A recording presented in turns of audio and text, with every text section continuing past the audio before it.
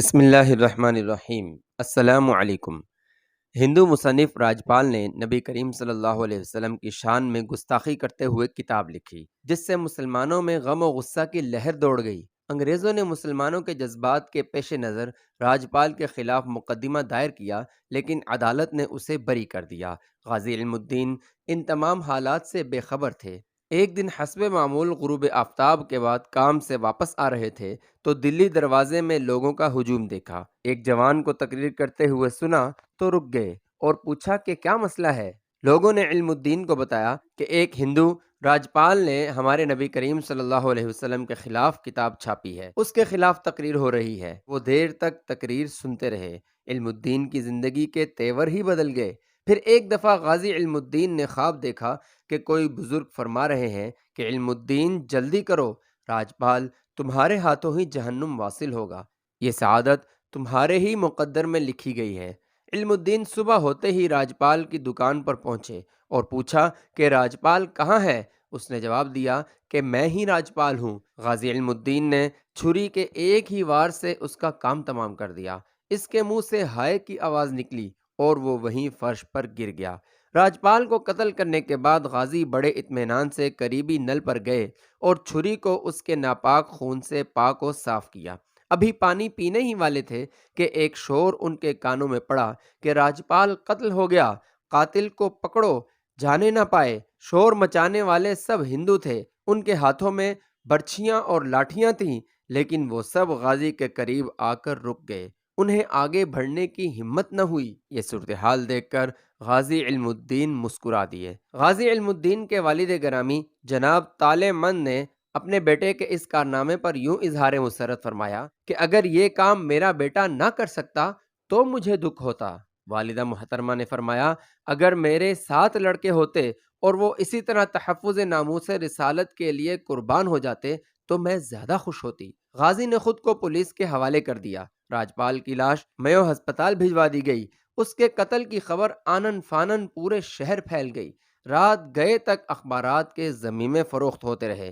ہندو ہسپتال کے باہر جمع ہو گئے۔ مسلمان بھی پولیس اسٹیشن کے باہر غازی علم الدین کی ایک جھلک دیکھنے کے لیے بےتاب تھے۔ ان کا مطالبہ تھا کہ غازی علم الدین کو رہا کر دیا جائے کیونکہ اس نے حرمت رسول کی پاسداری کی ہے۔ غازی علم الدین کو عدالت نے سزائے موت کا حکم سنایا۔ علامہ اقبال اور قائد اعظم محمد علی جناح نے انہیں بچانے کی سرتوڑ کوشش کی، لیکن سزائے موت کا حکم برقرار رہا۔ ایک دفعہ کسی نے غازی علم الدین سے کہا کہ اگر تم جرم کرنے سے انکار کر دو تو سزائے موت سے بچ سکتے ہو۔ آپ نے جواب دیا تم لوگ مجھے جام شہادت سے محروم رکھنا چاہتے ہو، میں تو ہر جگہ یہ اعلان کروں گا کہ راجپال کو میں نے قتل کیا ہے۔ ایک جان کی کیا بات ہے، اگر مجھے 10 جانیں بھی مل جائیں تو وہ بھی ناموس رسالت پر قربان کر دوں گا۔ یہ قتل میرے نامہ اعمال کا اعزاز ہے اور میں اس اعزاز سے محروم ہو کر حضور صلی اللہ علیہ وسلم کے دربار میں حاضر نہیں ہو سکتا۔ میاں والی شہر میں ایک مجذوب رہتا تھا جو کسی سے بات نہیں کرتا تھا۔ جب غازی علم الدین میاں والی جیل میں منتقل ہوئے تو اس رات وہ مجذوب گلی کوچوں میں دوڑتا پھرتا اور بلند آواز سے نعرے لگاتا کہ لوگو تمہیں مبارک ہو، تمہارے پاس ایک عاشق رسول آیا ہے۔ وہ رات اس مجذوب نے یوں ہی نعرے لگانے میں گزار دی، پھر غائب ہو گیا۔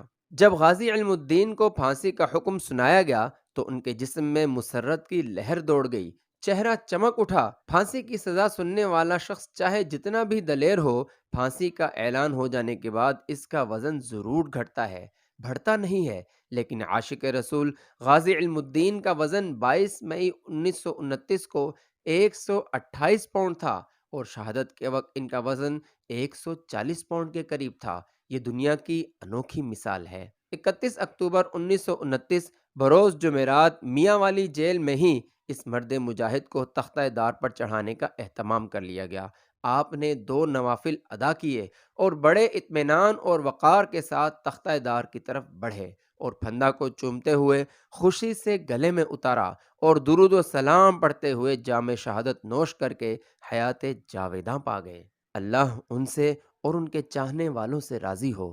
علامہ اقبال نے جب جنازے کی کیفیت دیکھی اور شہید کے چہرے کی زیارت سے فیضیاب ہوئے تو فرمانے لگے اسی گلاں ہی کردے رہ گئے تے ترکھانہ دا منڈا بازی لے گیا، یعنی ہم باتیں ہی کرتے رہے لیکن ترکھانوں کا بیٹا ہم سے بازی لے گیا۔ غازی علم الدین کو لاہور میں چوبرجی کے بالکل نزدیک بیانی صاحب کے قبرستان میں دفن کر دیا گیا رحمہ اللہ تعالی علیہ۔ اچھے اور ایمان افروز واقعات سننے کے لیے چینل کو سبسکرائب کریں۔